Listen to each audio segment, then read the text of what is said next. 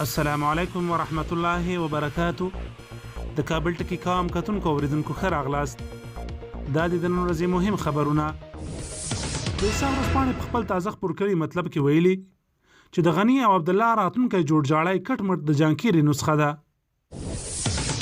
د طالبانو امریکا ترمنځ شوی هوکړې له مخې د کابل ادارې له زندانونو څخه 52 تنه نور طالب بندیان خوشي شوي دي. د سره د ټولو آزاد شویو طالب زندانانو شمیر 902 تنو ته لوړ شو. امریکا وايي تر دې وروسته په افغانستان کې د هوایي عملیاتو او بریدونو په اړه معلومات نه خپروي.